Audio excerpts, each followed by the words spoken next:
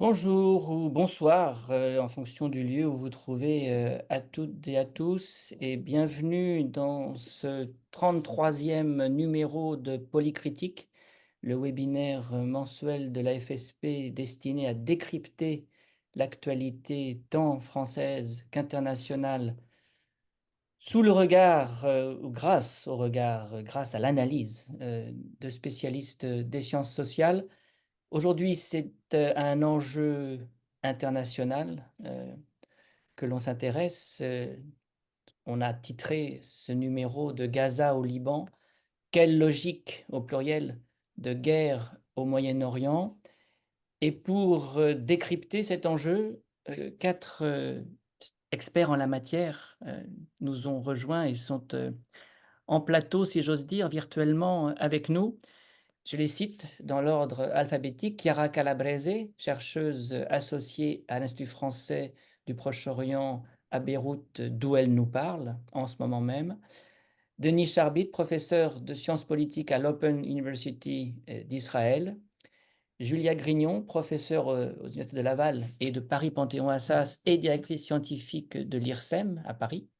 Et Stéphane Lacroix, professeur de sciences politiques aux séries à Sciences Po et co-directeur de la chaire d'études du fait religieux qui, lui, nous parle de l'Indonésie où il est en train de faire ses recherches.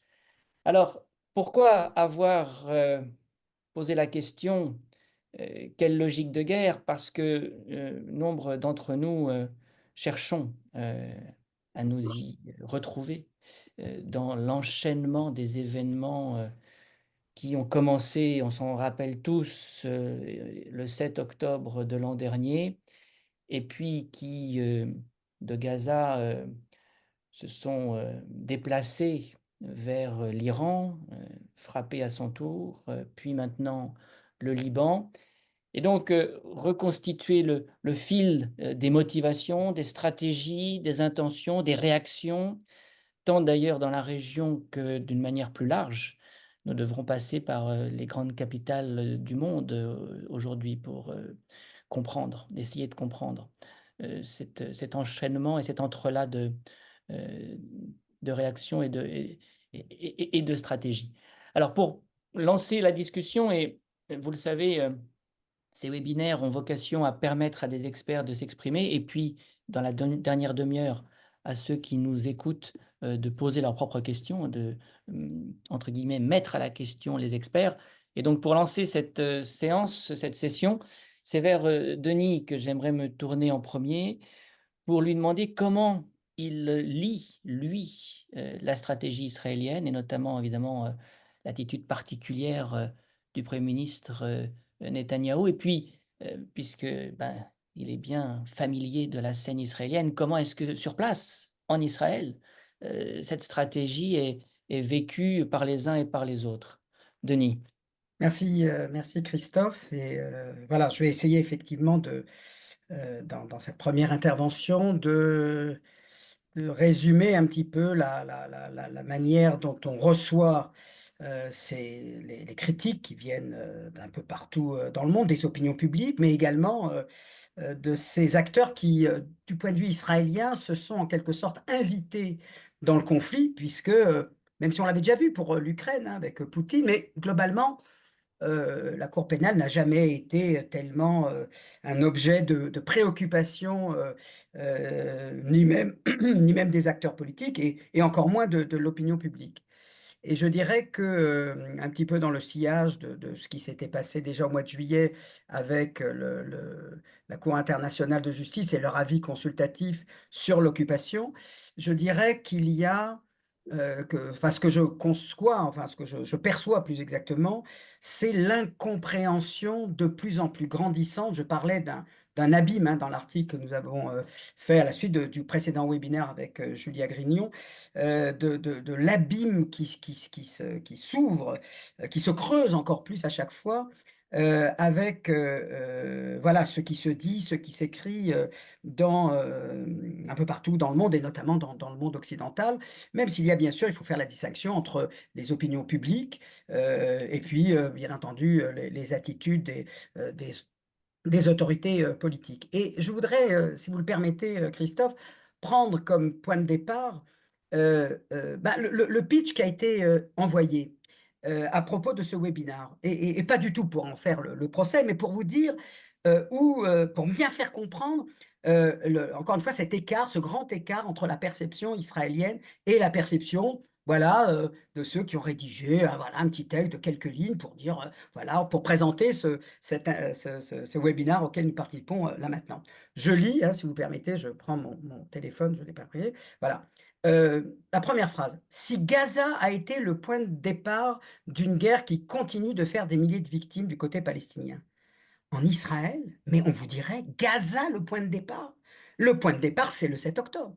Vous voyez, et je comprends bien, et encore une fois, je n'y vois aucune intention maligne, et c'est pas du tout pour incriminer le texte, hein, c'est pour dire, regardez la différence de point de vue. Mais n'importe quel Israélien, de gauche, du centre, de droite, même quelqu'un qui est très sévère pour, je dirais, la manière dont la guerre est conduite, sursauterait en disant, regardez, dès la première phrase, si Gaza a été le point de départ, etc. Et je lis la suite. Israël n'a pas tardé à étendre la zone de conflit jusqu'au Liban pour cibler le Hezbollah. Et là aussi, vous auriez, mais une unanimité d'Israéliens, toutes tendances politiques confondues, pour dire Israël a étendu la zone de conflit jusqu'au Liban. C'est bien le Hezbollah qui, le 8 octobre, a commencé, alors certes par des frappes très calculées, mais qui a provoqué, et on pourrait même, et je le fais d'une manière un peu forte pour accuser les distinctions et les différences de perception, mais on dirait, mais Israël a révélé une patience infinie, puisque ça a pris un an avant que, grosso modo, un an, pour qu'Israël dise, alors maintenant, on vous a laissé faire, vous avez riposté, on a contre-réagi, etc., à un niveau, effectivement, on va dire une riposte graduée, hein, comme on dit en stratégie nucléaire.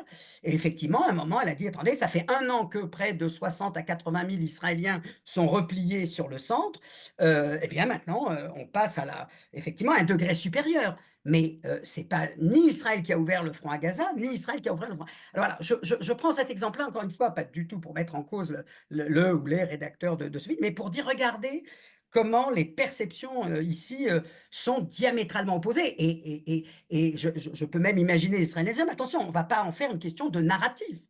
Là, il n'y a pas un narratif, il y a une... Alors, bien sûr, on peut remonter au conflit depuis 48, depuis 67, et dire c'est Israël qui a commencé. Bien entendu que ça, c'est tout à fait légitime, même d'ailleurs, dans une explication du conflit. Mais sur cette séquence, qui est une séquence pas comme les autres, personne ne peut le nier, c'est vrai qu'il y a, voilà, encore une fois, cette différence de perception, et qui fait que alors, on va dire ceux qui font un peu dans la démagogie, on n'est pas tous des analystes politiques, réagiront à cela, ou bien, alors parlons de choses plus officielles, hein, notamment la récente décision de la Cour pénale, en disant, par un raccourci auquel je ne souscris absolument pas, vont dire, et on le notait dans l'article également, vont dire c'est de l'antisémitisme. Voilà.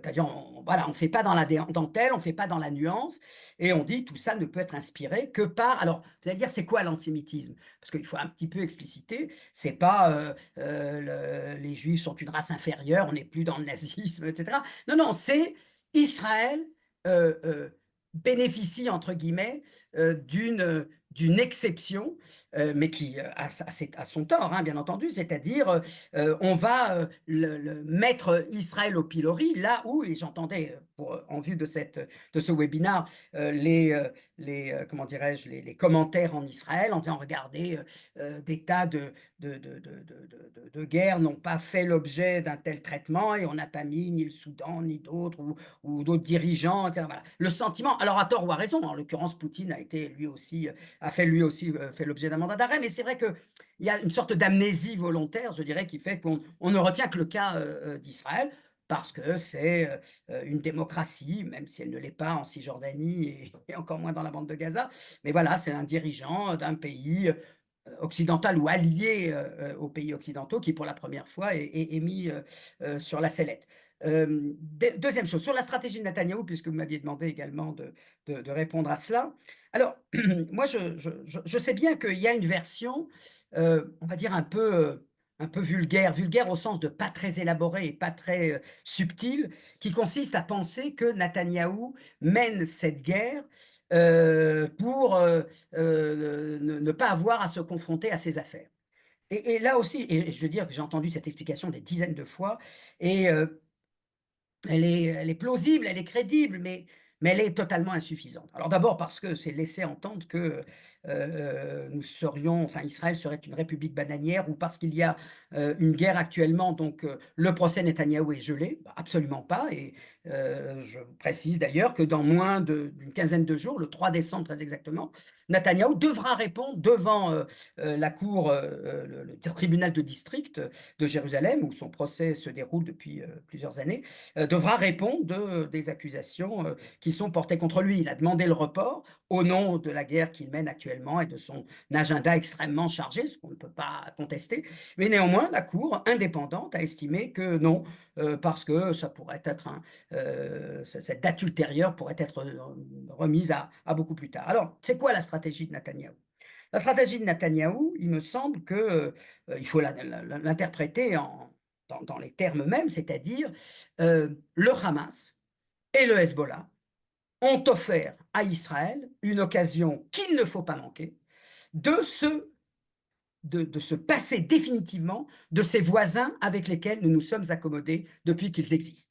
Depuis 1982 pour ce qui est du Liban, et depuis qu'ils ont pris le pouvoir, hein, depuis que le Hamas avait pris le pouvoir en 2005. Alors, effectivement, de 2005 à 2024, alors voilà, c'est à chaque fois, hein, il ne faut pas l'oublier, c'est à chaque fois le Hamas qui envoyait quelques roquettes sur la région, enfin sur les civils des environs de la bande de Gaza, côté bien sûr israélien, et Israël réagissait pour des opérations militaires qui duraient 2 à 3 semaines.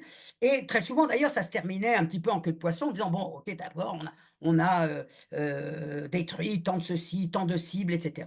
Mais tout le monde comprenait bien que ça reprendrait dans 6 mois, dans un an, dans 2 ans, dans 3 ans, le jour où le Hamas aurait décidé de le faire.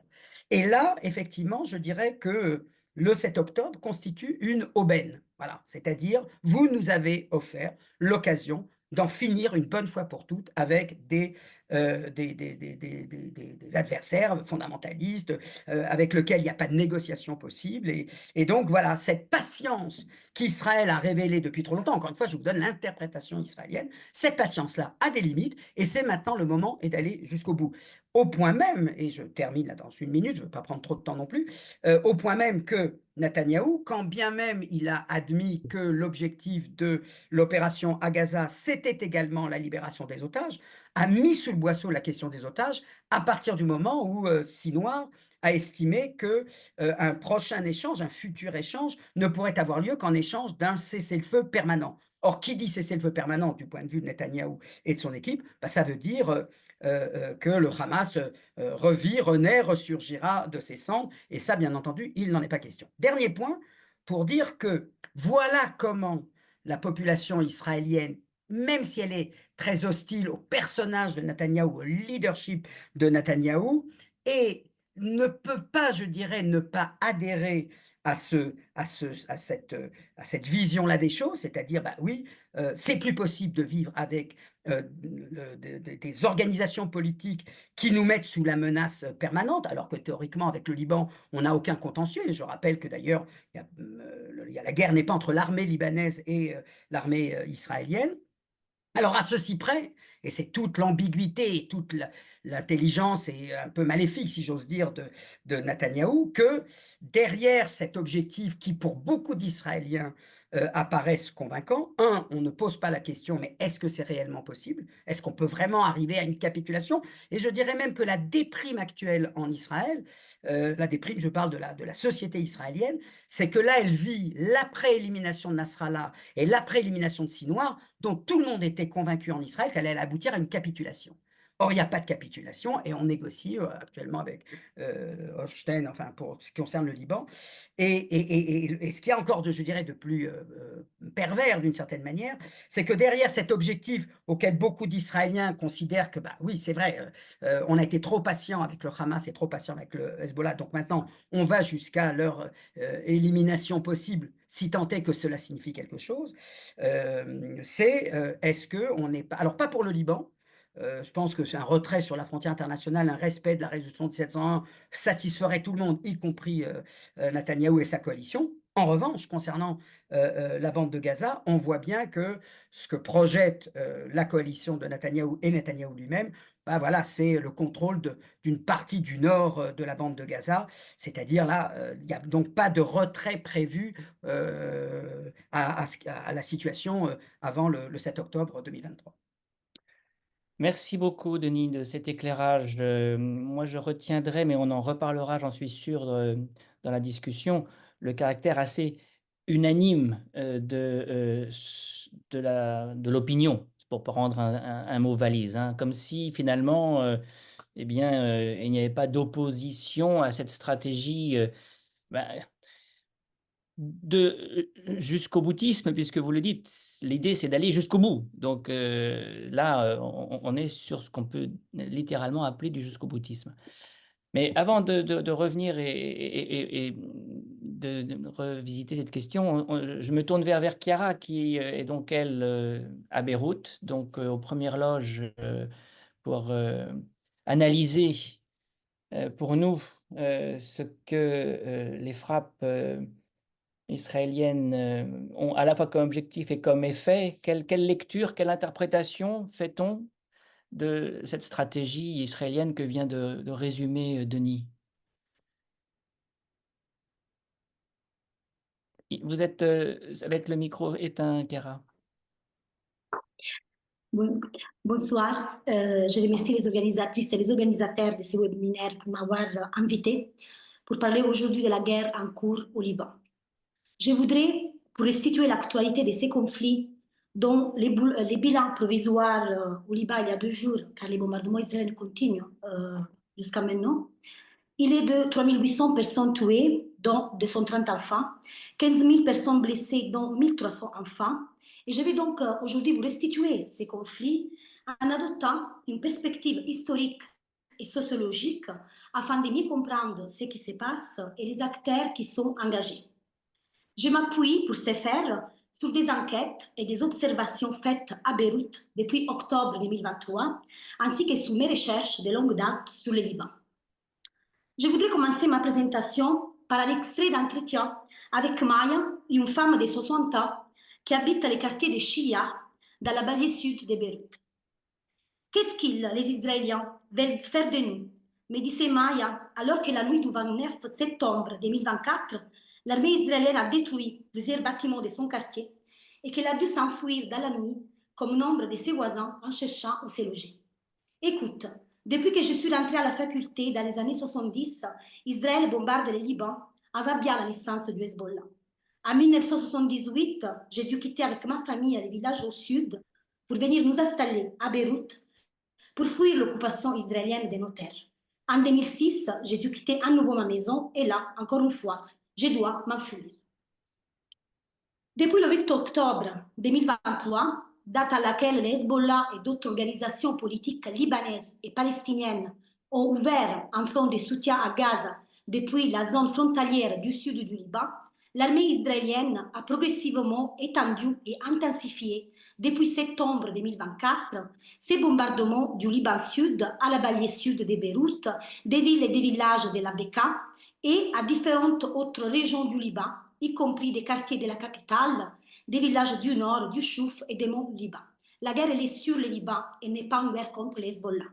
Des soldats de l'armée israélienne, de l'armée libanaise ont été ciblés et ont été tués. Après avoir ciblé de manière systématique la direction du Hezbollah, Israël poursuit des frappes quotidiennes contre des infrastructures civiles et des institutions politiques dans des zones peuplées majoritairement de la population chiite, qu'il s'agisse de lieux d'origine ou de déplacement, mais aussi dans des régions mixtes accueillant nombre de réfugiés palestiniens et syriens. Le lundi 23 septembre, ce qui représente un tournant majeur dans cette guerre, des bombardements massifs provoquent, en moins de 4 heures, la mort de presque 60 personnes, dont 50 enfants, principalement dans le sud du pays, ce qui est appelé au Liban les massacres du sud, où des villages entiers sont détruits. Plusieurs familles prennent alors la route vers Beyrouth, quittent leurs maisons et leurs villages. Certaines d'entre elles se retrouvent piégées dans les embouteillages pendant 13 heures sans eau ni nourriture. Au sud, selon les dernières données de l'Agence nationale d'information libanaise, 29 villages ont été complètement détruits et rasés au sol et plus de 40 000 habitations. Le 27 septembre, un bombardement inédit par sa force et son intensité, 85 bombes d'une tonne larguées sur les quartiers de Har Tarek, dans la banlieue sud de Beyrouth, tue Hassan Nasrallah, secrétaire général du Hezbollah depuis 1992, et cause la mort de plusieurs centaines de personnes. Une grosse partie de ces victimes se trouve encore sous les décombres. Les bombardements continus de l'aviation israélienne sur cette banlieue ne laissent pas le temps aux secouristes d'intervenir. Les personnes déplacées à l'intérieur du pays ont dépassé les 1,5 millions sur une population de 6 millions. Comme en 2006, la version israélienne s'acharne particulièrement sur les prétendues places fortes du Hezbollah, la banlieue sud de Beyrouth, qui est habitée par 700 000 personnes, le sud du Liban et la Bekaa. Selon les Beirut Urban Lab, depuis le 27 septembre 2024, des 162 bâtiments résidentiels, et ce sont des bâtiments de 9 à 11 étages, et des bâtiments qui abritent des commerces ont été mis à terre par l'aviation israélienne dans la seule banlieue sud de Beyrouth, avec une moyenne de 4 bombardements par jour jusqu'à arriver dans la journée d'aujourd'hui de 20 bombardements. Parti politique, religieux et armé libanais, l'Hezbollah, il naît au début des années 80 comme un mouvement de guérilla avait pour objectif principal de lutter contre l'occupation israélienne. Relevant de la vision du schisme politique de la République islamique d'Iran, ces partis mobilisent une grosse partie de la population chiite au Liban autour de 2 répertoires de mobilisation principaux, des répertoires qui ont évolué au cours du temps et qui sont témoins de l'inscription de ces partis dans l'histoire de la communauté chiite libanaise et du Liban plus en général. Le premier, c'est la lutte contre l'occupant israélien entre 1982 et 2000, et deuxièmement, comme force de dissuasion face à Israël, dans un contexte où l'armée libanaise ne possède pas que des faibles équipements militaires, et c'est la volonté des États-Unis. Nous n'avions pas besoin de livres ni d'idéologie pour comprendre qu'Israël est une force occupante. Mehdi Maya, une militante, a rejoint les partis dans les années 90. La plupart des militants ayant adhéré au Hezbollah situent la lutte contre l'occupation israélienne comme les principaux leviers de mobilisation et motifs de leur engagement, plutôt que les projets religieux du parti. Quand un parti arrive et dit de vouloir libérer ta terre, comment ne pas y adhérer, me disait Ahmad, qui avait rejoint les partis dans les années aussi 90 comme combattant. L'histoire du Liban Sud et de la région frontalière ne peut pas être dissociée de celle de la Palestine mandataire et de la création de l'État israélien. Déjà à partir de 1948, en effet, l'armée israélienne fait la conquête de la Galilée, expulsant vers le Liban des dizaines de milliers de réfugiés palestiniens. Elle pénètre aussi au Liban et occupe la partie du Liban Sud jusqu'à la fleuve Litani, et c'est de cette même région qu'on parle aujourd'hui, jusqu'en 1949. À partir de 1948, comme l'a dit l'historien Henry Lawrence, cette région est soumise périodiquement aux opérations de représailles israéliennes et cela est toujours justifié pour des raisons sécuritaires. Dans les années 1970, cela s'est traduit par la mise en place des postes militaires sur le territoire libanais jusqu'à arriver en 1978 où Israël pénètre plus en profondeur dans le sud du Liban, y établit une zone et une occupation qui, comme vous le savez, dure jusqu'au 25 mai 2000, tandis que Israël annexe, comme le dit l'historien Mounser Jaber, par une politique de grignotage, une superficie de 25 à 30 km² le long de la frontière. Je vais conclure parce que j'avais préparé pour 7 minutes. Lorsqu'on rase aujourd'hui des quartiers entiers ou des villages du sud où l'implantation territoriale militante et militaire du Hezbollah est importante, mais il ne faut pas oublier que c'est dans ces territoires et dans ces quartiers, il y a aussi d'autres partis politiques libanais, comme les mouvements Amal, les partis communistes libanais, les partis syriens nationalistes socialistes. Les rasages au sol de ces quartiers impliquent en effet moins l'élimination des combattants du parti que plutôt le ciblage systématique d'une population civile punie par son appartenance partisane et ou confessionnelle. La perception et le vécu de l'agression israélienne en cours s'inscrit auprès de ces populations dans des histoires familiales et dans des histoires de vie faites d'exodes, d'occupation et d'humiliation qui semblent devenir malheureusement cycliques et qui se transmettent d'une génération à l'autre. Merci de votre attention. Merci beaucoup, Chiara, d'avoir resitué l'actualité dans son contexte historique, en remontant parfois très loin, parce que tout cela, effectivement, remonte aux années 40, en tout cas, celle que vous avez citée. Et on voit effectivement combien la stratégie israélienne dont on vient de parler avec Denis eh bien, se traduit par des pertes civiles considérables.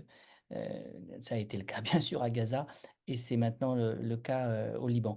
Alors on quitte ces deux théâtres maintenant pour aborder les réactions, pour aborder la question des réactions tant politiques que juridiques, puisque avec Stéphane et Julia, on va successivement braquer le projecteur sur comment est-ce que les grandes capitales de la région d'abord, mais au-delà bien sûr, voient, réagissent à cette situation. Et puis nous nous tournerons ensuite vers Julia pour mettre le microscope sur la chose juridique. Stéphane, dans ta région, puisque tu la connais si bien, comment est-ce que se positionnent les uns et les autres? On t'entend pas. Merci Christophe de ton invitation et bonjour à tous.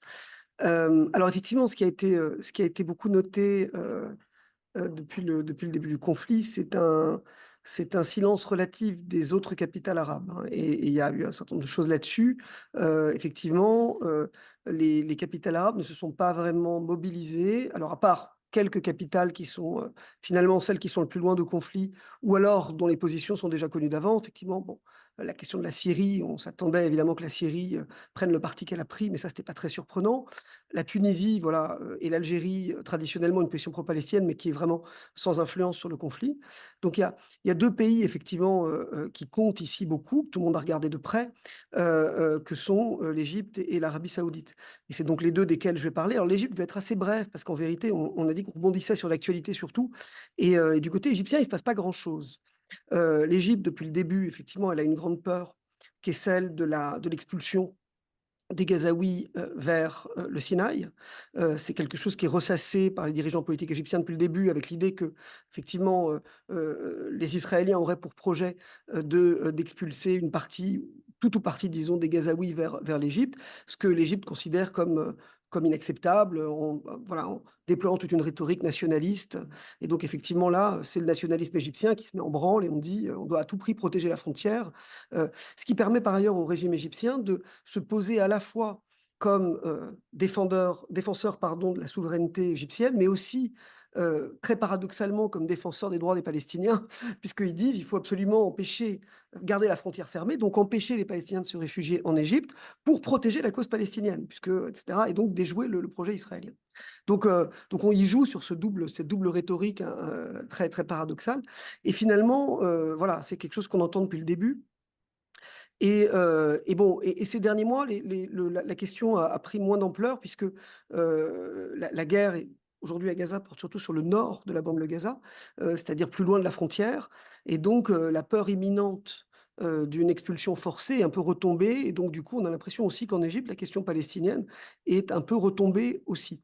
Par ailleurs, l'Égypte, elle a utilisé cette question pour lever des fonds pour payer ses factures, hein, parce que depuis le début, en fait, l'Égypte voit cette crise à la fois comme une catastrophe possible, mais aussi comme une opportunité de se rendre intéressante aux yeux des bailleurs de fonds internationaux et donc de ressusciter voilà, des aides économiques, ce qu'elle a obtenu effectivement de la part du FMI, des pays du Golfe, et donc ça lui permet de tenir, parce qu'on a une Égypte qui est quand même avant tout préoccupée par sa situation économique.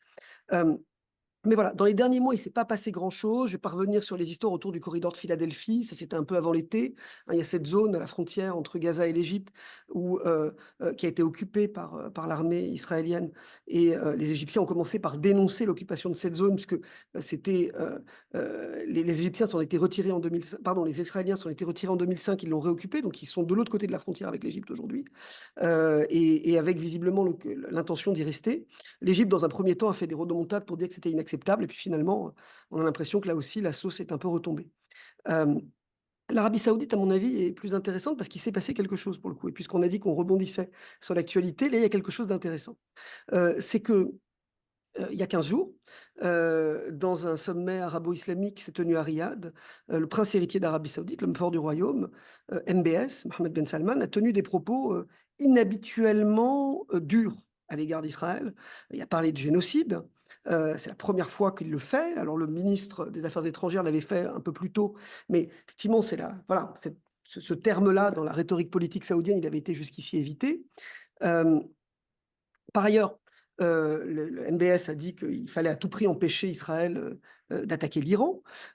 Et puis, ils ont remis sur la table le plan de 2002, où en gros, on est revenu à cette proposition qu'avait fait le prince héritier Abdallah en 2002 d'un retrait total d'Israël sur les frontières de 67 en échange d'une reconnaissance de l'existence d'Israël et de l'établissement de relations diplomatiques par l'ensemble des États arabes. Donc, on est revenu à une position qui est quand même effectivement plus dure dans la forme et peut-être aussi sur le fond que celle à laquelle l'Arabie nous avait habitués depuis le début du conflit.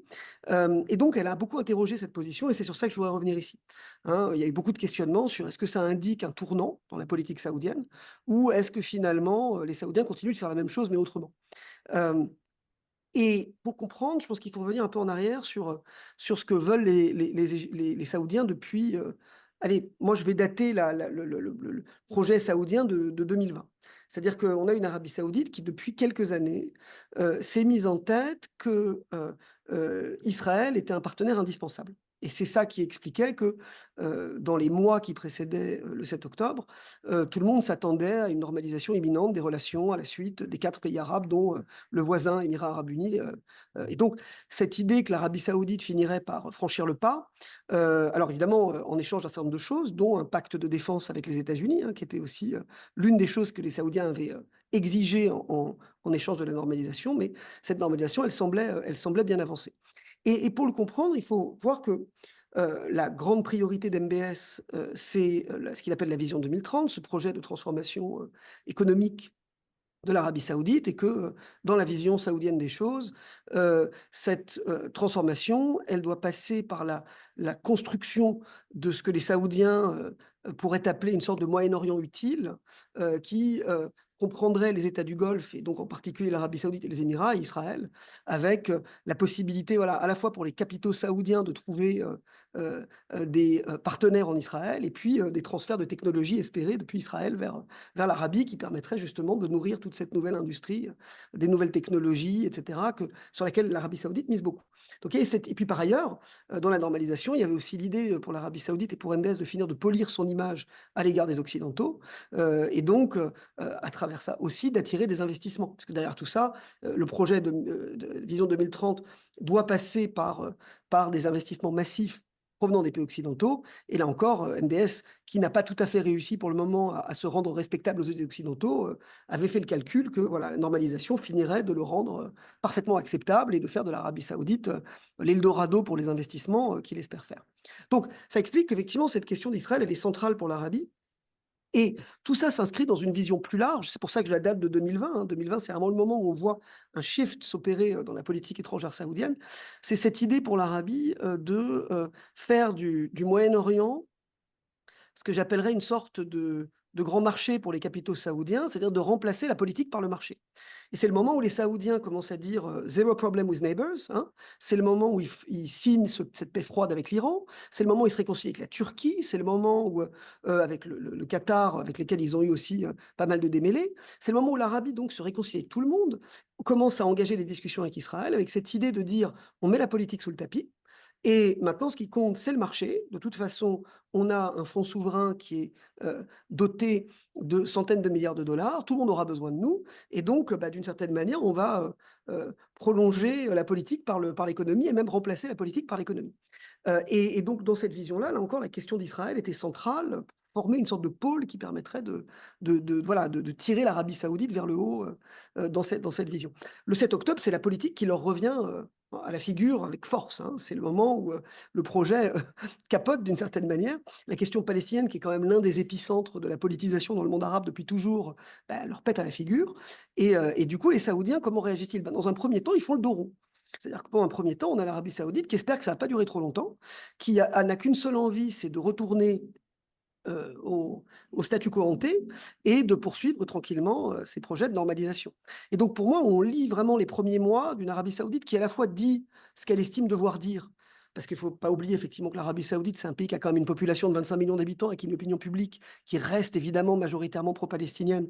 Et donc il faut, voilà, MBS est tenu de dire un certain nombre de choses qu'il va dire, mais toujours en calibrant ses déclarations pour ne pas aller trop loin, en tout cas pour ne pas froisser trop les Israéliens ou les Américains, tout en donnant l'impression malgré tout de tenir la ligne pour Gaza. Donc on a ces premiers mois où on a l'Arabie saoudite, mais qui a en même temps fait capoter toutes les initiatives, et on le voit dans des précédents sommets, où l'Arabie saoudite, en fait, à la fois fait quelques déclarations qui peuvent sembler en apparence de soutien à Gaza, mais d'un autre côté, fait capoter pour l'essentiel toutes les initiatives qui permettraient de former une sorte de front arabe pour la défense des Palestiniens. Donc on voit qu'une Arabie qui reste malgré tout obsédée par le retour à un statu quo ante qui permettrait de poursuivre la normalisation.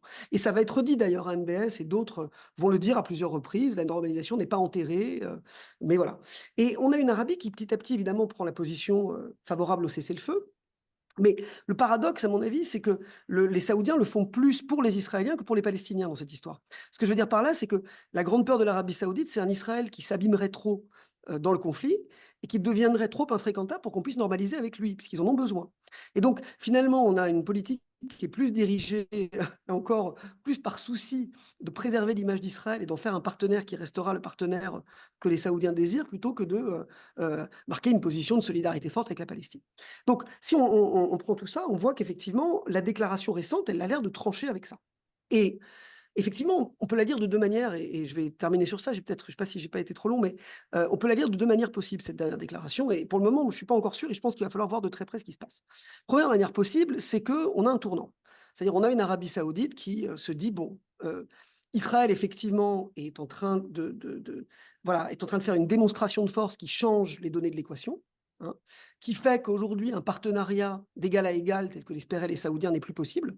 Hein, Israël est en train de s'imposer comme une sorte d'hégémone régionale par la force. Et dès lors, il n'y a plus de partenariat d'égal à égal. Au mieux, il y aura des clients d'Israël. Et les Saoudiens n'ont pas envie de devenir un client, ils ont envie de devenir un partenaire.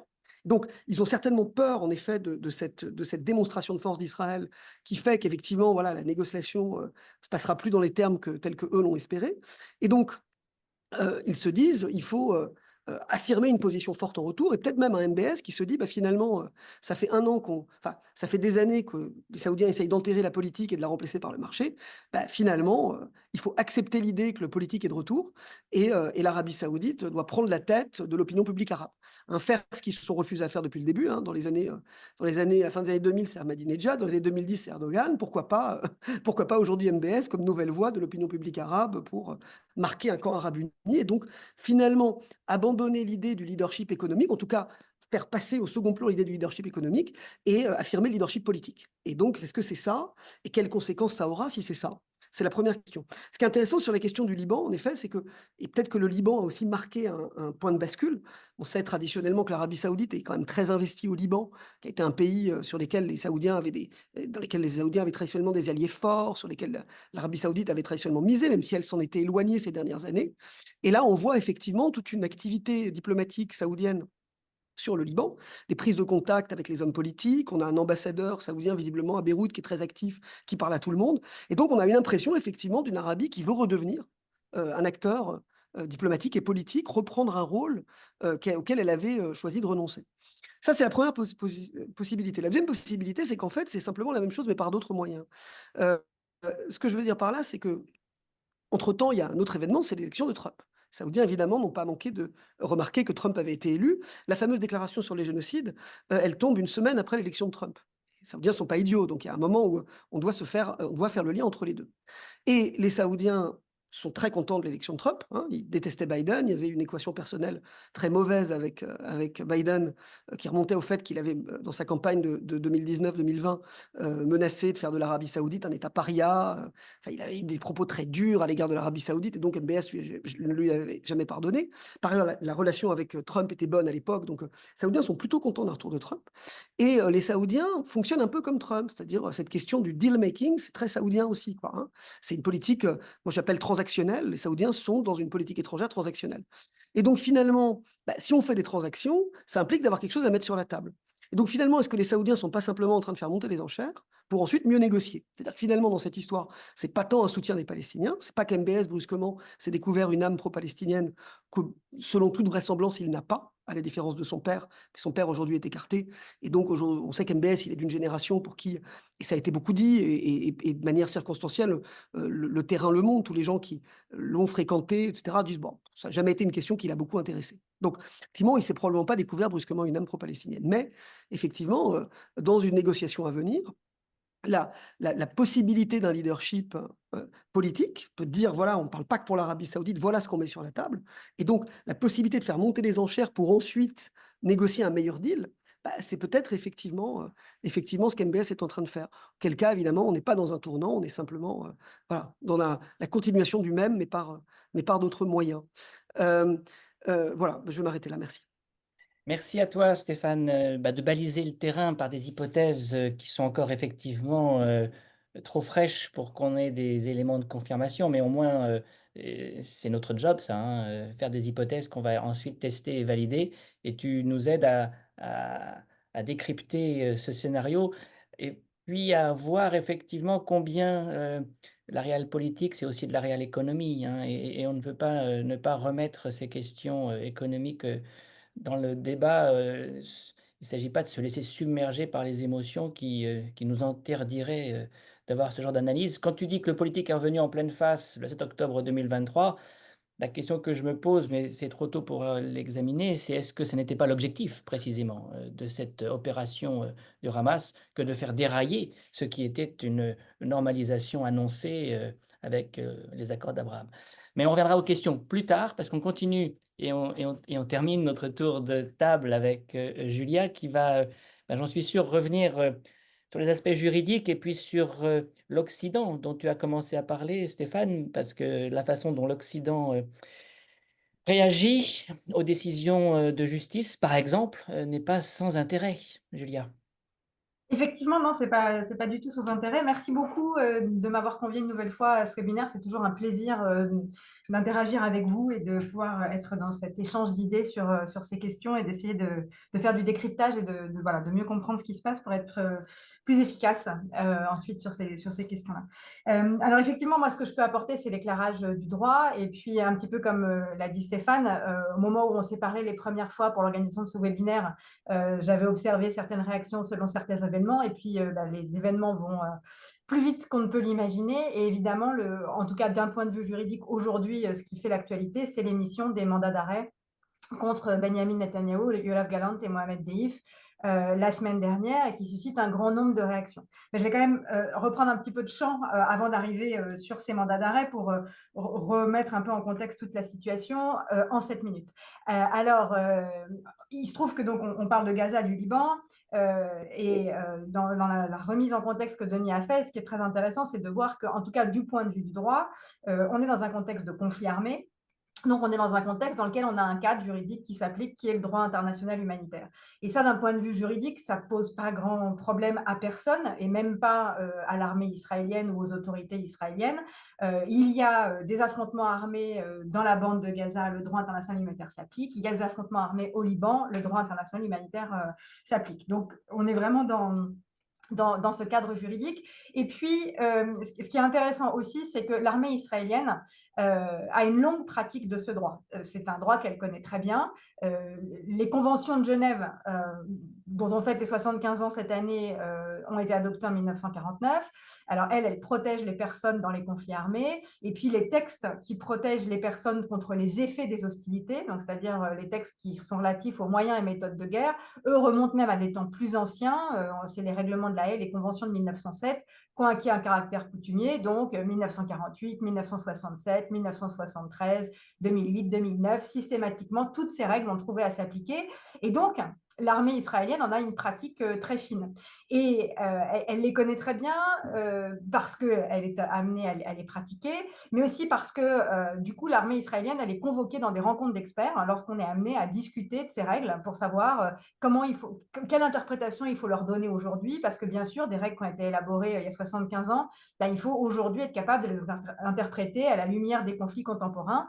Et le CICR, le Comité international de la Croix-Rouge, qui est le gardien du droit international humanitaire, périodiquement convoque des ateliers d'experts pour discuter de ces règles et de vérifier quelle est l'interprétation qui doit en être donnée. Et systématiquement, les grandes armées sont invitées, les Français, les Américains, les Israéliens, le Royaume-Uni, etc. Et ils sont autour de la table pour mener des discussions. Donc, ils ont une connaissance très fine de ce droit. Et ça, je pense que c'est important de le remettre en perspective. Ensuite, eux-mêmes, les Israéliens, l'armée israélienne, avec les autorités, ils ont convoqué en tout cas 4 grandes conférences internationales au cours des dernières années, qui sont des grands rassemblements alors de leurs homologues. Donc, il y a des membres des forces armées d'autres pays. Il y a des académiques comme moi, je me suis rendue dans cette 4e conférence en mai 2023. Et puis, il y a aussi des humanitaires. Donc, voilà, on rassemble toutes ces personnes. Je crois qu'en mai 2023, on était autour de 200 pendant 3 jours dans le cadre d'un grand colloque, et chacun donne sa perspective du droit applicable sur des thématiques choisies, cette fois pour l'armée israélienne. Bon, il y a un grand exercice là d'outreach pour l'armée israélienne, de montrer combien ils respectent le droit, combien ils le comprennent, etc. On a même fait des cas pratiques, et en mai 2023, on faisait des cas pratiques sur la guerre des tunnels, et on était confronté à des questions. Qu'est-ce qu'on fait si il y a des postes de commandement de groupes armés dans des tunnels qui sont sous des hôpitaux? Est-ce qu'on peut ou pas tirer sur un hôpital? Donc, c'est des hypothèses qui étaient faites depuis longtemps, puisque cette guerre des tunnels, les Israéliens finalement s'y préparaient. Donc, là aussi, d'un point de vue juridique, il y a une circulation en fait des connaissances et de la pratique israélienne. Donc, ça a été pratiqué dans toutes ces opérations. En revanche, ce qu'on voit en Israël, et ensuite je viens à la réaction des États, c'est une tendance à donner une interprétation des règles qui n'est pas exactement celle qui est l'interprétation la plus consensuelle. Et là, je vais donner quelques exemples, et on peut faire aussi un lien avec le Liban, je trouve assez intéressant, et avec les incursions, les bombardements qui pouvaient y avoir lieu à Gaza avant le 7 octobre 2023. Notamment parce que le droit international humanitaire prévoit qu'on ne peut attaquer que des objectifs militaires. Or, tout bien de caractère civil peut à un moment donné dans un conflit devenir un objectif militaire s'il procure une contribution à l'action militaire à l'ennemi et qu'on retire un avantage en visant cet objectif militaire. Et donc, je prendrai un exemple, une résidence, dans un quartier résidentiel, vous avez des membres du Hamas qui ont établi un poste de commandement dans une résidence privée. En mai 2023, quand j'étais à Herzliya, donc en Israël, il y avait des attaques contre des membres du djihad islamique dans la bande de Gaza, et le renseignement israélien était capable d'identifier où étaient ces personnes et était capable de choisir une bombe qui avait une précision permettant d'attaquer l'étage de l'immeuble dans lequel se trouvaient ces personnes. Et on constatait que donc l'immeuble avait été attaqué à l'endroit où se trouvaient ces personnes, mais que le reste de l'immeuble restait debout. Et j'ai été également frappée, dans les premiers temps de l'incursion au Liban, il y a quelques semaines, de voir que de la même manière, ces attaques étaient extrêmement ciblées sur des portions d'immeubles, là où se trouvaient des membres du Hezbollah. Alors, pas pour l'attaque contre Nasrallah, qui elle était une attaque très en profondeur, mais sur d'autres attaques, on voit la capacité, en fait, à attaquer une zone très réduite et à laisser un immeuble d'habitation sur pied. Alors que, aujourd'hui, il reste peu de choses de la bande de Gaza. Et donc, les attaques qui ont été menées dans la bande de Gaza sont des attaques de destruction d'une ampleur considérable, alors que les moyens à disposition de l'armée israélienne laissent à penser que ces destructions pourraient être de moins grande ampleur. Et là, il y a véritablement un shift qui s'est produit après le 7 octobre, où il y a eu un relâchement dans l'interprétation des règles, et où on dit finalement le but de la guerre, c'est l'annihilation du Hamas, et donc pour atteindre ce but, eh bien, on peut causer de plus grandes destructions.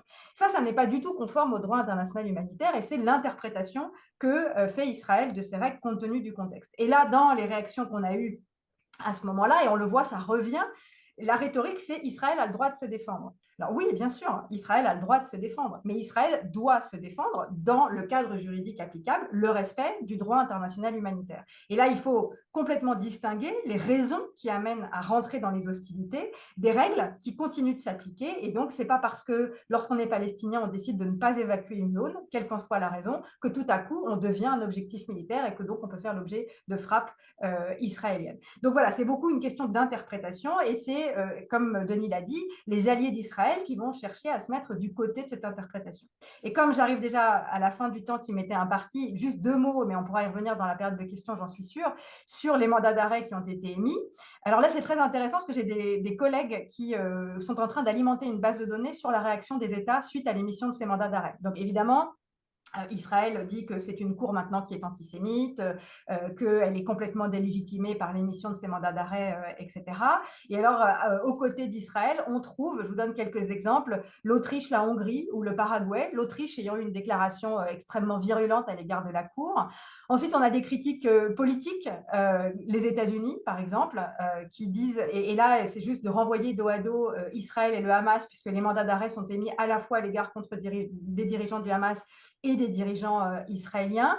Il y en a d'autres dont il est difficile de vraiment comprendre la position. La France, par exemple, qui dit que, à la question est-ce qu'on arrêterait Netanyahou s'il se rendait sur le territoire français, répond c'est une question juridiquement complexe. Non, alors pas du tout. Au point de vue juridique, c'est parfaitement limpide. Il y a une obligation de l'arrêter. Par contre, politiquement, je comprends que ça peut poser des difficultés.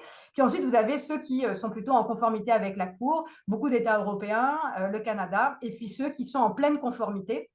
Et là, ça rejoint ce qu'a dit Stéphane tout à l'heure, puisqu'on y trouve l'Algérie, l'Indonésie, la Jordanie, la Malaisie, par exemple, évidemment la Palestine, et puis d'autres États, et je terminerai là-dessus, qui aujourd'hui se saisissent des contentieux amenés devant ces cours, qui se saisissent du droit comme un outil en fait de politique internationale. Et par exemple, l'Afrique du Sud est typiquement dans cette logique-là, puisque donc elle a une réaction de très fort soutien à la Cour pénale internationale.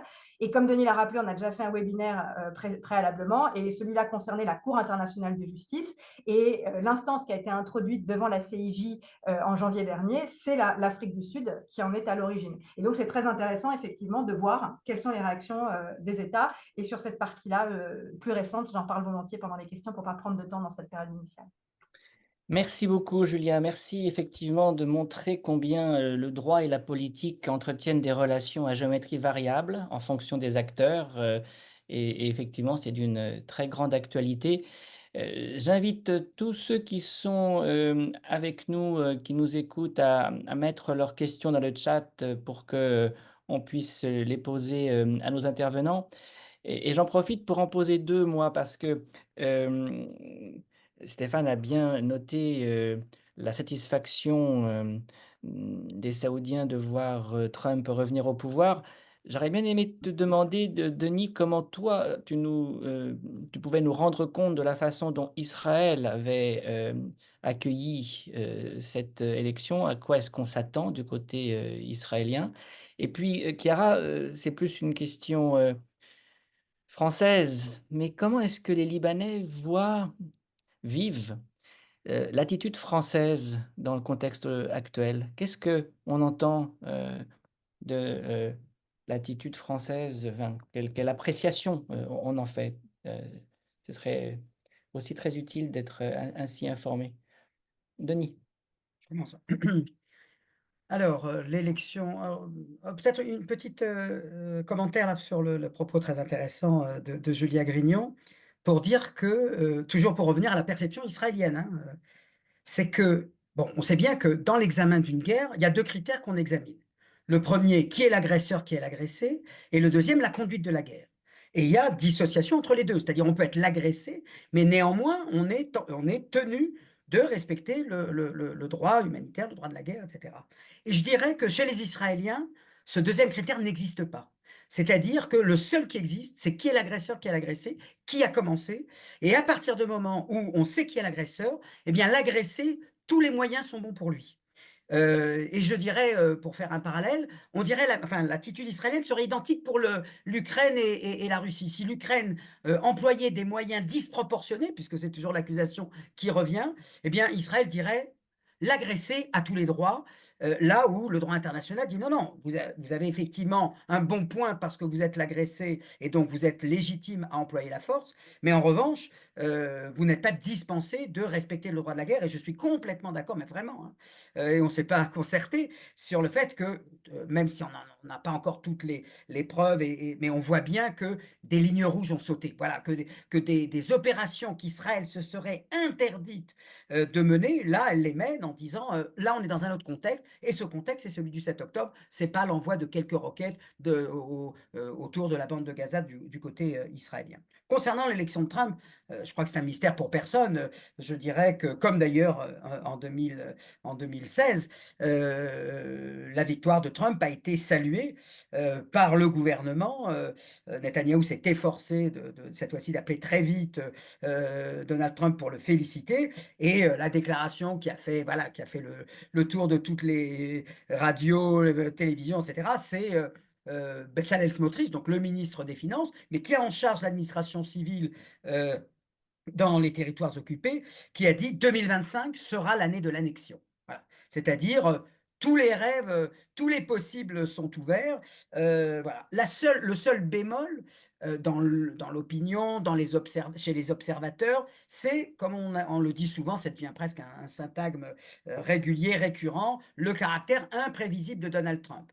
Et le fait que, alors voilà, par rapport à l'Iran, d'un côté, on a des déclarations de Trump disant on veut plus du régime des mollahs, et donc ça pourrait laisser entendre que Israël serait autorisé à attaquer l'Iran avec la bénédiction américaine. Mais d'un autre côté, on a l'autre déclaration ou l'autre pendant, l'autre versant, c'est son caractère comme ça un peu difficile à déchiffrer, c'est on ne veut plus être impliqué dans des guerres, ça nous coûte trop cher. Nous, ce qui nous intéresse, c'est le business, c'est le côté transactionnel que Stéphane Lacroix a dégagé tout à l'heure, qui est vrai également, effectivement, donc pour Donald Trump. Et donc,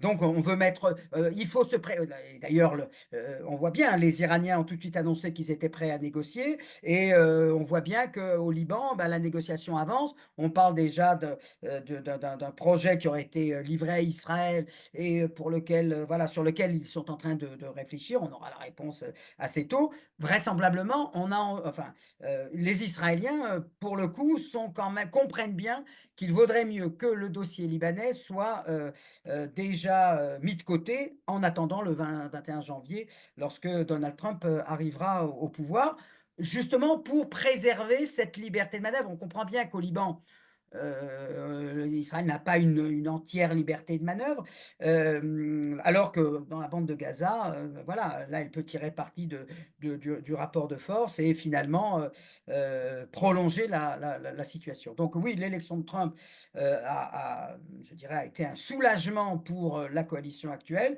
Elle a été une très grosse déception pour l'opposition, qui justement misait sur l'élection de Kamala Harris en disant attention, Kamala Harris, c'est pas Joe Biden dont le baptême politique remonte à sa rencontre avec Golda Meir dans les années 70. Là, elle a fait sa formation politique avec la première intifada, la seconde intifada, la deuxième guerre du Liban, et donc son regard est, c'est pas qu'elle est anti-israélienne, mais elle n'a pas la sensibilité et la fête qu'a démontré Biden depuis sa visite quelques jours après le 7 octobre. Donc, effectivement, dans le rapport de force, je ne vais pas parler de la situation intérieure en Israël, mais dans le rapport de force entre majorité et politique, une fois de plus, tout le monde dit, ce Netanyahou, il a la baraka, voilà. Tout ce qu'il envisage, à chaque fois, on se dit là, cette fois-ci, il va se planter, pardonnez-moi l'expression, et à chaque fois, hop, il y a quelque chose qui fait qu'il arrive à s'en sortir, en tout cas, à s'en sortir beaucoup mieux que le visage pâle et livide qu'il abordait le 7 octobre lorsqu'il a déclaré qu'Israël s'apprêtait à déclarer une guerre contre le Hamas. Bon, donc soulagement de son côté, mais l'incertitude, effectivement, demeure car, le côté imprévisible, du président américain à venir, reste quand même une hypothèque. Chiara, d'un mot sur, la perception, de la France à Beyrouth aujourd'hui? Oui, OK.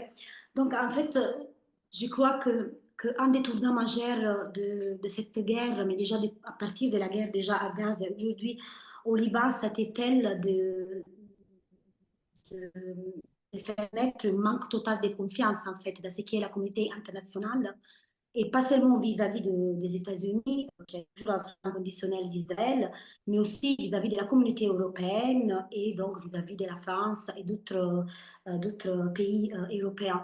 Donc, si la France elle joue un rôle important au Liban, il faut rappeler aussi que la France elle a le plus gros nombre des soldats dans l'hémiphile, donc le plus grand nombre de contingents qui sont actuellement au Liban Sud. Donc ça, c'est un rôle important.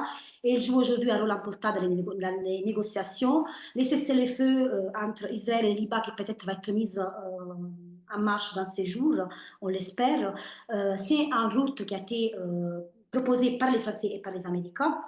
Mais au niveau des gens, il y a un total manque de confiance. Et il y a une certaine brisure dans ce qui étaient les liens diplomatiques ou les liens des voisinages de soutien vis-à-vis de la France au Liban. Oui, le sentiment d'avoir été en partie abandonné quand même, non? Oui, tout à fait. Alors, nous avons 4 questions, dans le chat et il nous reste une vingtaine de minutes, pour, les traiter, donc on devrait pouvoir, le faire. Je les prends, dans le désordre, et pour poser la première à Stéphane, Amarande Lafont demande: «Dans quelle mesure la politique des pays voisins d'Israël et de la Palestine, est-elle déterminée par la présence militaire américaine dans la région?» Peut-être que tu peux effectivement nous refaire la carte et voir dans quelle mesure cette variable joue un rôle ou pas? Tu es pas audible. Oui, voilà. Merci de la question. Alors, évidemment, ça compte. Maintenant, c'est pas que la présence militaire, ce sont les relations, hein, parce que en Arabie Saoudite, il y a en théorie plus de présence militaire américaine. Évidemment, il y a des relations extrêmement étroites. Donc, c'est pas qu'une histoire de présence, hein, l'Amérique a des alliés. Il y a des armées en particulier qui fonctionnent à partir de matériel américain. Donc, rien que ça, pour qui la possibilité d'aller envoyer leurs officiers étudier aux États-Unis, bah, finalement, c'est devenu une préoccupation centrale, hein. L'armée égyptienne, les officiers de rang supérieur sont formés aux États-Unis, le matériel est américain. C'est en partie l'accord de Camp David qui permet ça via une aide militaire qui est payée chaque année à l'Égypte par les États-Unis, et qui est en partie en fait une aide en nature, hein, c'est du matériel. Et il ne faut jamais oublier la question des pièces de rechange, hein. C'est aussi comme ça que les Américains tiennent les Égyptiens, c'est parce que ce sont eux qui ont les pièces de rechange qui correspondent au matériel qu'utilise l'armée égyptienne. Donc effectivement, l'armée égyptienne n'est pas du tout dans une capacité de s'émanciper des États-Unis. Et puis, ça vaut pour d'autres pays, pour d'autres raisons. L'Arabie saoudite, pour toutes les raisons qu'on a évoquées aussi, parce qu'évidemment, l'Arabie, depuis 1945, elle est sous le parapluie américain.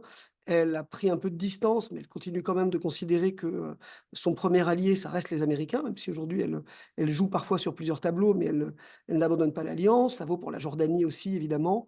Et donc, effectivement, tous les pays qui entretiennent ce type de liens, qui ne sont pas seulement des liens militaires, mais sont des liens politiques, et qui se traduisent aussi par des logiques d'aide, etc., avec les États-Unis, bah, sont dans une position cliente par rapport aux États-Unis. Et effectivement, cette ligne de fracture, on la voit bien, hein. On voit bien qu'un pays comme la Syrie, par exemple, qui est de l'autre côté, bon, bah, lui, il est plutôt client de l'Iran. Donc, effectivement, on peut lire les positions des uns et des autres à partir de ça. Mais c'est vrai que jusque-là, voilà, y compris des pays qui étaient clients des États-Unis sur la question palestinienne étaient relativement vocaux, parce que ça restait une question qui était perçue par la plupart des pays arabes comme une question centrale, à laquelle il ne fallait pas déroger. Et c'est vrai qu'aujourd'hui, on est frappé de voir que voilà, l'Arabie saoudite et l'Égypte sont, par c'est pas que par le passé, ils aient fait grand-chose en vérité, hein. L'Arabie Saoudite et l'Égypte n'ont jamais eu l'intention en tout cas depuis de longues années, de relancer une guerre avec Israël, par exemple, hein. L'Égypte, c'était la dernière, c'est 73 et depuis, l'Égypte, elle a signé la paix et c'est une paix froide, mais c'est une paix qui tient.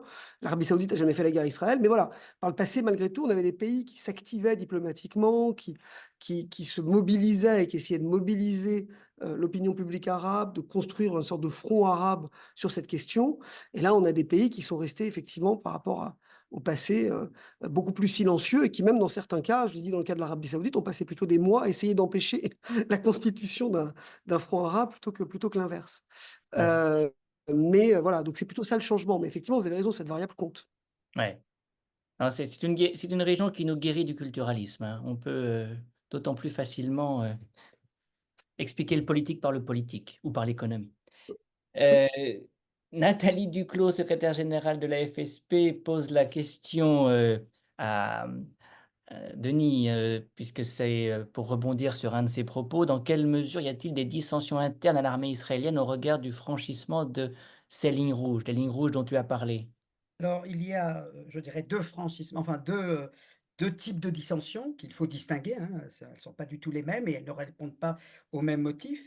La première, celle qui, j'imagine, nous intéresse le plus, c'est celle effectivement au sein de l'état-major, puisque, et ça conduit d'ailleurs à l'éviction de Yoav Gallant, hein, qui se retrouve avec Netanyahou, dans le mandat d'arrêt et ça fait partie des choses qu'on ne doit pas trop comprendre à l'étranger. C'est-à-dire, ils sont tous les 2 mis sur la sellette, alors que l'un vient de limoger l'autre. Voilà, c'est dire que les dissensions existent. Mais pour répondre à cette question, le chef d'état-major et l'état-major, ça fait déjà plus de 3 mois qu'ils disent à Netanyahou, ça y est, on a obtenu les objectifs militaires, on ne pourra pas en obtenir de meilleurs. Et s'il faut passer, là, ils rejoignent l'opinion publique, une partie de l'opinion publique importante. Si pour obtenir la libération des otages, il faut en passer par un cessez-le-feu permanent, on peut y aller parce qu'on a la maîtrise de la situation et que les objectifs ont été atteints, pas celui de l'éradication du Hamas,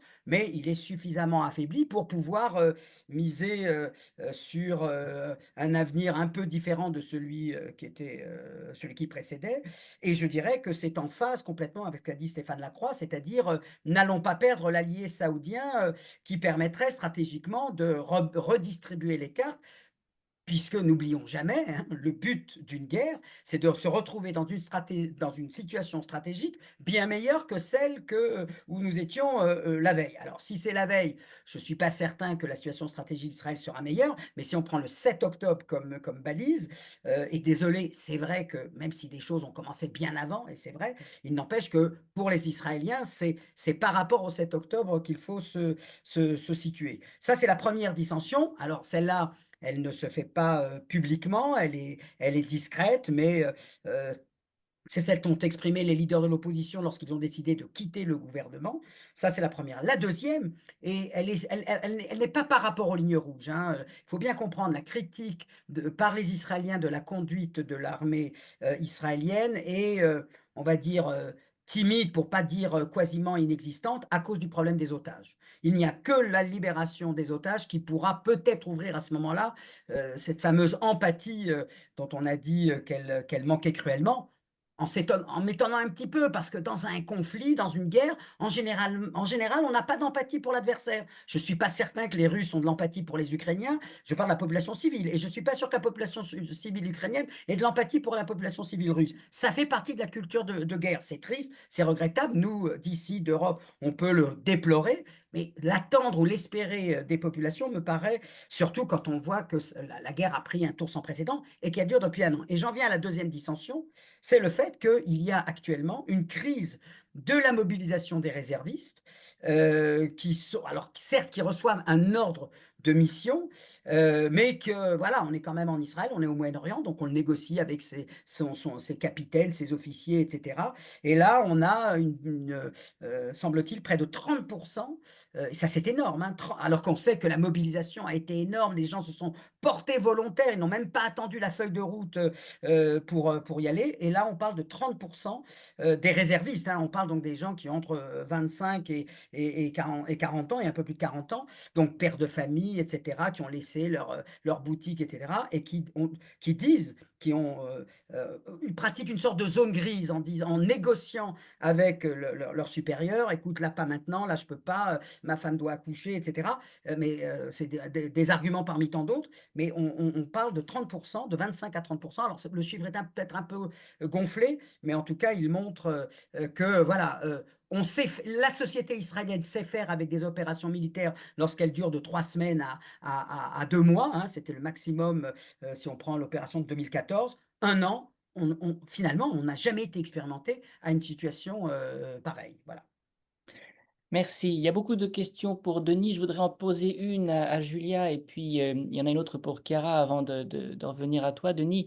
Julia, dans la liste que vous nous avez dressée des réactions, il y a quelques pays européens, mais si on élargit le spectre et qu'on essaie de faire une forme de typologie, est-ce qu'on voit l'Union européenne se diviser d'une manière particulièrement nette sur la question moyen-orientale aujourd'hui, avec des pays qui quand même font preuve de, de continuité, tandis que d'autres vont à la rupture, à l'embargo sur les ventes d'armes. Est-ce qu'on peut, alors évidemment, en gardant le droit comme point de départ éventuellement, mais euh, plus généralement, voir une Union européenne qui ne parle pas d'une seule voix sur cette question tellement importante? Alors évidemment, oui, moi, je peux n'avoir que le droit comme point de départ, donc j'invite mes collègues à me contredire ou à compléter sur cette question. Moi, ce que j'observe du point de vue du droit, c'est qu'on a l'Union européenne en tant qu'organisation, par exemple, sur ces mandats d'arrêt par la voix de Joseph Borrell, qui a dit très clairement que ces mandats d'arrêt s'inscrivaient dans la procédure pénale internationale, qu'il fallait les respecter et que tous les États de l'Union européenne sont partis au statut de Rome et qu'il fallait donc respecter les conséquences de ces mandats d'arrêt. Ensuite, à un bout du spectre, on a les Pays-Bas qui accueillent le siège de la Cour pénale internationale à La Haye, qui tout de suite ont dit qu'ils se conformeraient à la décision de la Cour, et aussi qui ont une juridiction qui est nationale, qui il y a quelque temps a déclaré que les autorités néerlandaises ne pouvaient pas livrer des armes à Israël parce que si elles le faisaient, elles seraient en contradiction avec le droit international. À l'autre bout du spectre, ben, on a les Allemands qui sont, à mon avis, écartelés dans leur histoire, entre la conformité à une décision d'une Cour pénale internationale qui juge des crimes de guerre et des crimes contre l'humanité, et par ailleurs ici, qui met en accusation des dirigeants israéliens desquels ils sont totalement alliés. Donc moi, voilà, il y a ces deux éléments. Oh là. Ensuite, si on regarde de manière plus globale, ce que je vois, c'est une certaine homogénéité, en tout cas dans la réaction à ces mandats d'arrêt, où soit ils sont plutôt évasifs mais disent qu'ils vont se conformer avec la décision de la Cour, soit sont plutôt en soutien de la Cour pénale internationale. Et en fait, ils n'ont pas le choix de le faire, puisqu'en étant partie au statut de Rome, ils sont obligés de coopérer avec la Cour pénale internationale. Ouais. Merci beaucoup. Chiara, Quentin Lacmarie pose la question. Considérant le Liban, concernant le Liban, considérant que cette guerre est vécue comme une guerre contre le Liban, entre guillemets, et pas seulement contre le Hezbollah, comment le conflit est-il réapproprié par les leaders politiques nationaux dans la définition des identités politiques traditionnellement fragmentées, avec le communautarisme que l'on connaît bien? Voit-on émerger un sentiment anti-israélien en mesure de fédérer à l'échelle nationale, ou est-il réintégré dans des logiques politiques préexistantes? Est-ce que l'union sacrée vient neutraliser les divisions traditionnelles dans un contexte comme celui-ci? Bon, parler de perception à l'échelle nationale, c'est pas chose facile. Donc, je chercherai de pouvoir dire quelque chose par rapport aux observations que je peux faire. Pour ce qui concerne, il y a au Liban, bien évidemment, au sein de la population, une grosse condamnation des crimes israéliens en Palestine et à Gaza. Ça veut dire ça, c'est quelque chose qui commune un peu tout le monde, comme, parce que justement, ces rapports à l'État d'Israël, c'est pas seulement quelque chose qui a à faire avec l'histoire du Liban, mais c'est aussi quelque chose qui a à faire avec l'histoire de la région, et donc de la Palestine mandataire, et après de la création de l'État israélien. Donc, on ne peut jamais séparer ces deux dimensions, nationale et régionale. Pour ce qui concerne les leaders politiques, par exemple, c'est emblématique comment tous les leaders politiques libanais, même ceux qui sont des féroces opposantes du Hezbollah sur la chaîne politique nationale, ont condamné ce qui sont les crimes israéliens à Gaza. Ont condamné ce qui sont, par exemple, les explosions des Bipers au Liban le 17 septembre, en montrant une grande solidarité envers les populations qui ont été ciblées. Après, quand on revient justement à la scène nationale libanaise et à la guerre actuelle, la question des armes du Hezbollah et la question du positionnement politique vis-à-vis du Hezbollah retourne à la case des départs. Ça veut dire qu'on a des partis qui sont opposés au Hezbollah par sa politique nationale et régionale, comme on a des partis qui sont solidaires du Hezbollah et qui continuent à l'être. Mais au niveau des populations, je trouve qu'il y a un grand glissement a été du côté de la communauté sunnite libanaise, où il y a eu, justement, aujourd'hui, la Hezbollah, il était en train de lutter à côté des Hamas et pour les Palestiniens. Donc, il y a eu un glissement de cette communauté à un moment de son histoire opposée au Hezbollah et qu'aujourd'hui, en fait, elle est solidaire. Je vous parle des bases partisanes, hein, pas seulement de leaders, qu'elle est solidaire avec l'action du parti. Merci.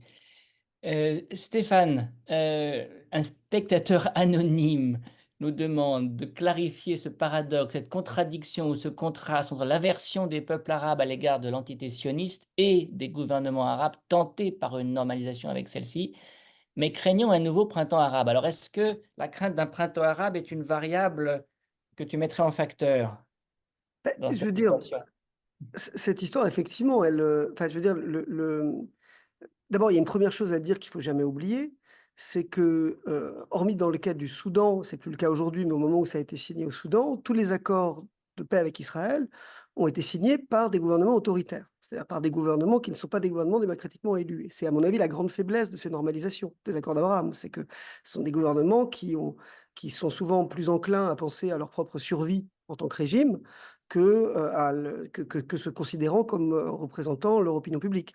Et il est à peu près clair, en effet, qu'un gouvernement démocratiquement élu prendrait des positions assez différentes. Ça a été le cas, on l'a vu, d'ailleurs, ça a été l'une des grandes frayeurs américaines et israéliennes au moment des printemps arabes, c'est que des gouvernements démocratiquement élus soient amenés, et ça a été le cas en Égypte, hein, quand Morsi a été élu, soient amenés à prendre des positions qui seraient beaucoup plus anti-israéliennes. Donc là, on est dans un moment politique dans le monde arabe qui est aussi un moment qui est indissociable du retour de l'autoritarisme. C'est-à-dire que les printemps arabes, la parenthèse s'est refermée, on a des gouvernements qui partout n'ont jamais été aussi autoritaires et qui sont plus autoritaires que les gouvernements précédents. C'est-à-dire qu'aujourd'hui, la place du politique dans les sociétés arabes, dans la plupart, c'est le cas en Égypte, c'est le cas en Arabie Saoudite, elle n'a jamais été aussi réduite. Et donc la part accordée à l'opinion publique, alors on ne peut pas faire complètement sans malgré tout, parce que ça reste des cocottes minutes qui peuvent exploser, mais globalement, aujourd'hui, les canaux qui pouvaient permettre l'expression d'une opinion dissidente, ils ont quasiment disparu. Donc on a des gouvernements qui aujourd'hui s'autorisent à agir un petit peu voilà, en suspens par rapport à leur population. Par ailleurs, on a des gouvernements qui comprennent effectivement l'enjeu de cette relation, que ce soit avec les États-Unis, mais aussi avec Israël, et les deux sont liés pour leur survie politique. Et donc, on a des gouvernements qui pensent à ça, qui par ailleurs aussi, et c'est indissociable, et à mon avis c'est important, tout ça s'inscrit dans un moment nationaliste dans le monde arabe. C'est-à-dire que ça, c'est quelque chose sur lequel on n'a pas suffisamment, à mon avis, insisté dans les analyses récentes, mais moi, ce qui me frappe surtout depuis l'après-printemps arabe, c'est la montée du discours nationaliste partout. Et c'est ce que dit MBS en 2019 dans une interview, un grand média. Il dit bah, les Palestiniens, c'est pas mon problème. Moi, je suis saoudien, l'Arabie saoudite aux Saoudiens, make Saudi Arabia great again. Et donc, il se retrouve chez Trump, c'est make Egypt great again, make Saudi Arabia great again. Et donc, avec partout cette idée que finalement, voilà, la solidarité arabe, c'est terminé. En tout cas, c'est un poids pour nous. On doit, alors, c'est la rhétorique évidemment des régimes, hein, mais on doit mettre en avant nos propres citoyens, etc. Et donc, voilà, ce moment-là, il se passe dans à la fois la rencontre entre ce discours nationaliste, avec le Maroc, c'est fascinant, parce que le Maroc le fait par un discours nationaliste, c'est la justification marocaine des accords de la normalisation avec Israël. C'est de dire, voilà ce qu'on a obtenu pour le Maroc. Donc, nous, on a obtenu ce qui nous importe, c'est-à-dire le Sahara occidental et la reconnaissance du Sahara occidental. Et donc là, on a un Maroc qui assume complètement de mettre en avant la cause nationaliste, de la faire passer avant la cause palestinienne. Ce qui est complètement impensable dans le monde arabe d'il y a 20, 30 ou 40 ans, hein, où quand on voit les pays comme l'Arabie saoudite ou l'Égypte, on commençait toujours par réaffirmer les valeurs cardinales du panarabisme, de la solidarité entre les musulmans, etc. Aujourd'hui, on a des régimes effectivement qui s'en passent complètement. Donc, Ouais. on est dans ce moment à la fois voilà, de retour de l'autoritarisme, de montée des nationalismes étatiques et d'affirmation sans précédent des nationalismes étatiques, ce qui produit en fait une politique qui est beaucoup plus, comment on pourrait dire, réaliste, mais au sens presque machiavélique du terme, quoi, du réalisme Oui, bah, transactionnel, c'est le mot que tu as utilisé. transactionnel, et donc voilà, et puis des régimes qui finalement voilà, se sentent plus concernés par la survie des régimes que par leur fonction de représentation d'une population qui, de toute façon, aujourd'hui, n'a pour l'essentiel des cas plus vraiment voix au chapitre. Oui. Alors effectivement, c'est un moment nationaliste dans la région, mais c'est un moment nationaliste dans le monde entier. Et donc en Mais fait, oui. chacun va défendre ses intérêts indépendamment, de solidarité, présupposée, ou en tout cas qui ont Mm. eu une existence, une réalité, dans le passé. Dernière question à 2 minutes de la fin de notre, session, Gaïa Bembaron te demande, Denis, vous avez parlé de l'opinion au sein de la société israélienne. Dans le contexte israélien où le service militaire est obligatoire, pensez-vous qu'il existe un phénomène sociologique lié à une forme d'éducation préparant les jeunes générations à la guerre ou au conflit? Comment cela pourrait-il influencer la perception de la guerre actuelle au sein de la société israélienne? Je vais y répondre. Je voudrais quand même, je suis tenté de répondre à Stéphane sur 2 points. D'abord, cette logique-là, elle échappe à celle du Liban. Puisque si cette logique nationaliste l'avait emporté au Liban, le Hezbollah se serait senti interdit d'intervenir au nom de la solidarité avec Gaza. Donc ça ne marche pas pour le Liban. Et deuxièmement, la variable autoritaire démocratique me semble très compliquée parce que l'Algérie et la Tunisie, qui sont de phase avec leur opinion, sont tout aussi peu démocratiques et pour autant contre Israël. Donc je ne suis pas sûr que cette variable de ceux qui sont démocratiques sont contre Israël et ceux qui ne sont pas démocratiques sont pour Israël. Je ne suis pas complètement convaincu parce que l'écart entre démocratie et autoritarisme ne semble pas C'est pas aussi du tout ce clair que que j'ai ça. dit, hein, Denis. Hein. J'ai pas du tout voulu faire cette séparation-là. Hein. Je parlais de pays qui sont dans le voisinage. C'est-à-dire, je pense que c'est le cas pour l'Arabie Saoudite, c'est le cas pour l'Égypte. L'Égypte, c'est très clair, puisqu'on a vu effectivement au moment du printemps arabe que l'opinion publique, de la manière dont elle a voté, laissait entendre voilà, D'accord. des dirigeants démocratiquement élus prendraient une autre position.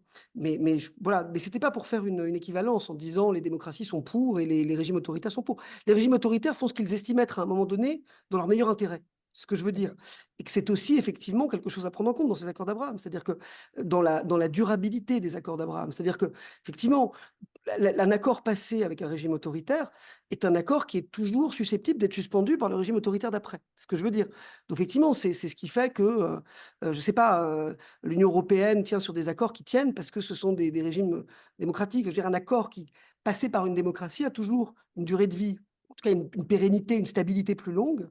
Et donc voilà. Après, ce sont des régimes qui, par ailleurs, travaillent sur leur opinion publique. Les Émirats l'ont fait remarquablement. Je pense que c'est les Émirats qui sont le plus, où on a une opinion publique qui est presque pro-israélienne aux Émirats. Ce qui est probablement le seul pays de la région à avoir atteint, ce qui n'est pas le cas du tout au Maroc, par exemple, où on voit, au contraire, qu'au Maroc, il y a une très grande défiance. Donc il y a aussi, après coup, tout un service après-vente pour essayer de construire un soutien. Mais je ne voulais pas du tout poser cette équivalence-là, Denis. C'était juste de faire remarquer ce fait, parce que je pense qu'il est important. Et je pense qu'effectivement, de le replacer, ce moment de normalisation, dans l'après-printemps arabe, c'est important. Parce que c'est aussi un. Voilà, mais. Pour moi, on est dans la continuité de Sadat lorsqu'il a fait prévaloir la réintégration du Sinaï en faisant la paix à Israël et en laissant de côté le problème palestinien. Finalement, les Palestiniens apprendront sans doute que leurs meilleurs défenseurs, ce sont eux-mêmes et pas forcément en s'appuyant sur des régimes voilà, qui peuvent les trahir au gré de leurs opinions. Je réponds à la question, parce qu'on dépasse le temps déjà d'une minute. Bien sûr que, je dirais, la socialisation israélienne passe par l'étape cardinale du service militaire, obligatoire. Regardez d'ailleurs le grand débat. Il y a 2 grands débats en Israël. Hein. C'est Netanyahou a trahi les otages. Hein, il ne s'en préoccupe plus et c'est considéré comme une rupture du contrat social, du lien social. Ça, c'est le premier grand débat. Et le deuxième, c'est la conscription plutôt pas la conscription, mais au contraire, la dispense définitive des orthodoxes de faire le service militaire, regardez le cynisme, texte de loi qui est voté alors même qu'il y a près de 250 000 réservistes qui sont en dehors de leur foyer. Et on n'attend même pas la fin de la guerre pour le faire. Bon, à cause d'une pression de la Cour suprême, c'est vrai, mais néanmoins, regardez le cynisme. Mais néanmoins, sur cette question de, oui, la formation, on éduque en Israël pour l'instruction scientifique, pour conforter son identité nationale et en vue de préparer à ce que, à l'âge de 18 ans, une grande majorité des jeunes adultes de 18 ans, eh bien, fassent leur service militaire. Mais néanmoins, je dirais quand même que concernant la jeunesse, concernant la manière dont ils se représentent, les Palestiniens, il y a une sorte de va-et-vient entre une population occupée, une population qui n'a pas accédé à ses droits nationaux, à son autodétermination nationale, et puis une deuxième représentation qui s'y oppose complètement. Ce qu'ils veulent, c'est pas la Cisjordanie et la bande de Gaza, c'est la destruction de l'État d'Israël. Puisque From the River to the Sea, hein, et les manifestants à Columbia l'ont même rappelé, l'objectif, c'est pas un État à côté d'Israël.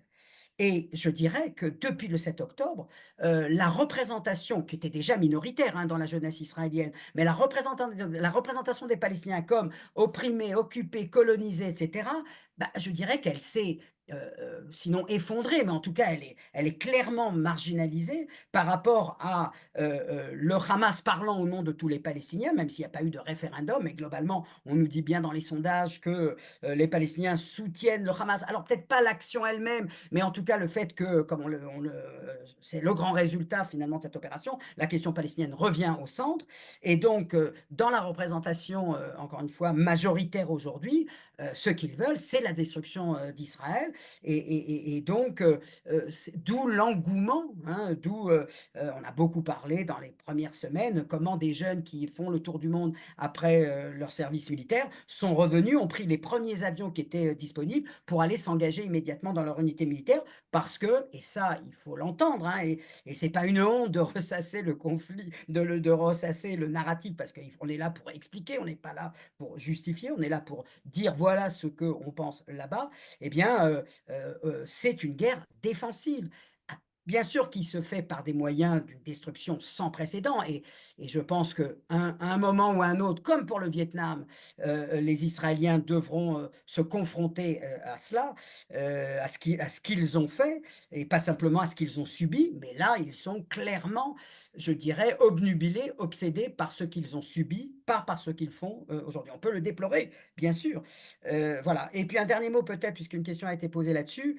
Les Israéliens, en dépit du fait que la définition officielle de l'État d'Israël, c'est un État juif, se vivent quand même comme une société plurielle dans laquelle vous avez des orthodoxes, dans laquelle vous avez des Arabes, des Druzes, des Circassiens. Et donc, même si le modèle n'est absolument pas semblable à celui du Liban, mais finalement, c'est un peu la même chose avec laquelle on a affaire. On le gère autrement, on le gère différemment, et avec des résultats, je veux dire, c'était un peu ce qui m'a surpris dans la représentation qui a été faite du Liban, sauf dans la question qui a été posée, c'est qu'on a eu l'impression que l'histoire du Liban, depuis 1945 à nos jours, c'est l'histoire de la confrontation avec Israël, alors que c'est aussi quand même la guerre civile qui a déchiré le Liban. Et effectivement, et cette guerre-là crée cette union sacrée. Et plus elle se finira plus tôt, plus je pense que la société, les partis libanais seront à un certain moment, pas maintenant, maintenant on est en temps de guerre, on n'adresse pas des reproches au Hezbollah, mais après la guerre en disant est-ce que vous n'avez pas refait le coup de 2006 au nom de la solidarité avec les Palestiniens? Merci, merci à vous toutes et tous de nous avoir aidés à comprendre. C'est un des objectifs, même l'objectif principal de ces webinaires. On est dans une séquence particulière, d'un côté comme de l'autre.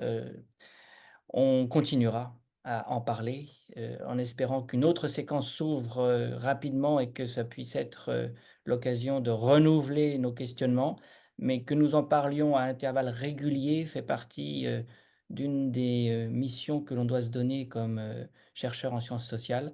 Ce sont des enjeux qui méritent ô combien l'effort de décryptage que notre expertise, que votre expertise permet.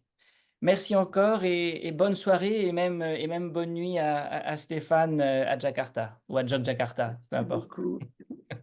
Merci À beaucoup. bientôt. Merci beaucoup, Merci, à bonne fin de bientôt. journée, au revoir. Au revoir. Au revoir, Clara.